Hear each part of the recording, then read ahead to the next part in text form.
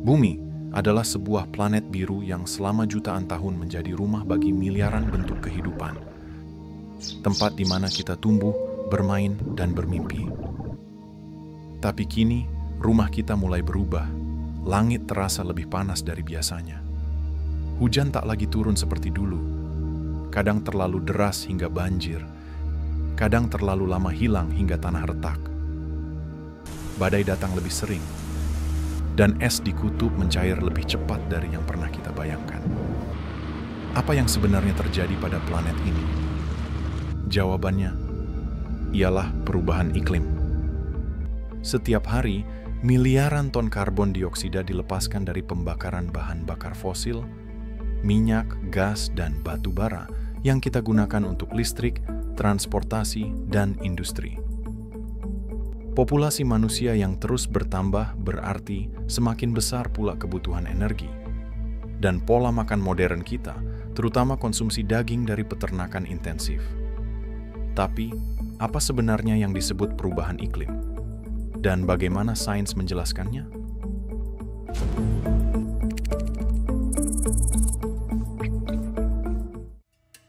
Untuk memahami perubahan iklim, kita perlu melihat kembali cara kerja bumi.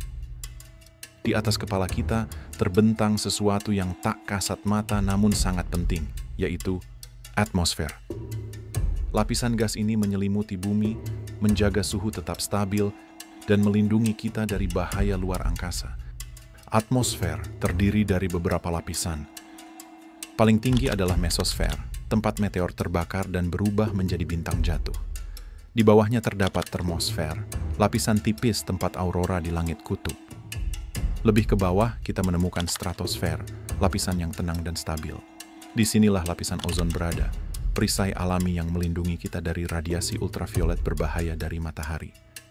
Dan yang paling dekat dengan kita adalah troposfer, lapisan atmosfer paling bawah. Troposfer memanjang hingga sekitar 10 km dari permukaan bumi. Inilah ruang hidup kita. Disinilah semua yang kita kenal terjadi. Udara yang kita hirup, awan yang menggantung, hujan yang menyegarkan, angin yang bertiup, hingga badai yang mengguncang. Lebih dari 80% massa atmosfer terkonsentrasi di lapisan ini. Nitrogen dan oksigen mendominasi komposisinya sekitar 99% dari total gas. Namun sisanya, hanya kurang dari 1%, terdiri dari campuran gas lain yang jumlahnya kecil, tetapi perannya sangat besar. Karbon dioksida, metana, dinitrogen oksida, dan uap air. Gas-gas inilah yang dikenal sebagai gas rumah kaca. Setiap hari, energi matahari mencapai permukaan bumi dalam bentuk cahaya dan panas. Sebagian energi diserap oleh lautan, hutan, dan daratan, menghangatkan permukaan planet. Sebagian lainnya dipantulkan kembali ke luar angkasa dalam bentuk radiasi inframerah, panas yang seharusnya hilang. Disinilah gas-gas rumah kaca berperan. Mereka menangkap sebagian radiasi panas itu, lalu memantulkannya kembali ke permukaan bumi. Efeknya mirip rumah kaca di kebun. Panas masuk, tapi sebagian besar tidak keluar. Inilah yang disebut efek rumah kaca, mekanisme alami yang menjaga bumi tetap hangat dan layak huni. Tanpa efek rumah kaca, suhu rata-rata planet kita akan turun drastis hingga sekitar minus 18 derajat Celcius. Lautan akan membeku dan sebagian besar kehidupan tidak akan mampu bertahan. Masalahnya, sejak revolusi industri di abad ke-18, mesin uap mulai menggerakkan pabrik-pabrik dan kapal-kapal, memicu gelombang kemajuan yang belum pernah terjadi sebelumnya. Batu bara, minyak, dan gas menjadi bahan bakar yang mendorong lahirnya teknologi baru. Tenaga uap membuka jalan bagi kereta api yang menghubungkan kota-kota, kapal uap yang menjelajahi samudra, dan pabrik yang memproduksi barang-barang dalam jumlah masif. Namun setiap kilowatt energi yang dihasilkan, setiap liter bahan bakar yang dibakar, melepaskan sesuatu yang nyaris tak terlihat. Karbon dioksida. Awalnya jumlah itu tampak sepele, tidak berbahaya. Namun dari tahun ke tahun, dari abad ke abad, gas-gas ini menumpuk di atmosfer. Hasilnya adalah perubahan tercepat yang pernah dialami planet ini dalam jutaan tahun evolusinya. Dan ini belum berhenti. Populasi manusia terus bertambah, kebutuhan energi terus meningkat, Dan pola makan modern kita, terutama konsumsi daging dari peternakan intensif, melepaskan gas metana, polutan yang menjebak panas 23 kali lebih kuat dibanding karbon dioksida. Kombinasi gas-gas ini menebalkan selimut panas di atmosfer. Panas yang seharusnya lepas keluar angkasa kini terperangkap, memantul kembali ke permukaan bumi. Hasilnya, suhu global perlahan naik. Ketika suhu global naik, lautan memanas, menyebabkan gletser raksasa runtuh dan permukaan laut naik. Di ujung utara dan selatan planet ini, Arktik dan Antarktika, dua penjaga keseimbangan iklim global, sedang berubah. Es di kutub yang selama ribuan tahun memantulkan cahaya matahari dan menjaga bumi tetap sejuk, kini mencair dengan kecepatan yang mengkhawatirkan. Mencairnya es bukan hanya masalah bagi beruang kutub atau pinguin. Ketika lebih banyak air tawar masuk ke samudra, memengaruhi pola cuaca dari Eropa hingga Asia. Akibat dari semua ini bukan lagi sekadar prediksi masa depan, tetapi kita sudah merasakannya sekarang.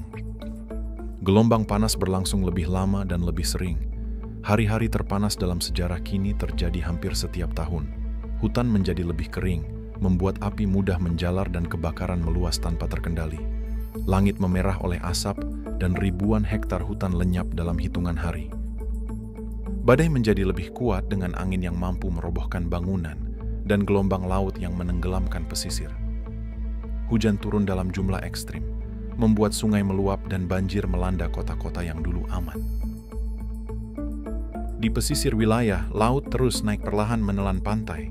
Kota-kota besar seperti Jakarta kini harus membangun tanggul hanya untuk bertahan. Jika laju ini terus berlanjut, jutaan orang mungkin akan kehilangan rumah mereka. Meski semua ini terdengar menakutkan, kisah ini belum berakhir. Kita masih punya waktu. Dan yang lebih penting, kita masih bisa memilih. Di seluruh dunia, para ilmuwan, insinyur, dan aktivis bekerja tanpa henti untuk membalikkan keadaan. Energi bersih seperti matahari, angin, dan panas bumi kini berkembang pesat. Turbin angin berputar di lepas pantai, panel surya menghiasi atap rumah, dan mobil listrik meluncur di jalanan tanpa mengeluarkan asap. Hutan-hutan yang rusak bisa dipulihkan. Gerakan reforestasi di berbagai negara telah menanam miliaran pohon baru, mengikat karbon dari udara dan mengembalikan rumah bagi satwa liar. Pertanian pun bisa berubah. Petani mulai beralih ke metode yang lebih berkelanjutan, mengurangi penggunaan pupuk kimia, dan memanfaatkan teknologi untuk meningkatkan hasil panen tanpa merusak tanah. Kita pun bisa berperan dengan mengurangi konsumsi daging berlebih dan mendukung pola makan yang lebih ramah lingkungan. Ini bukan hanya tentang menyelamatkan planet, ini tentang menyelamatkan rumah kita, keluarga kita, dan masa depan generasi berikutnya. Perubahan iklim bukan hanya tantangan terbesar abad ini adalah kesempatan terbesar kita untuk menciptakan masa depan yang lebih baik. Masa depan itu dimulai dengan satu langkah kecil, dan langkah itu ada di tangan kita.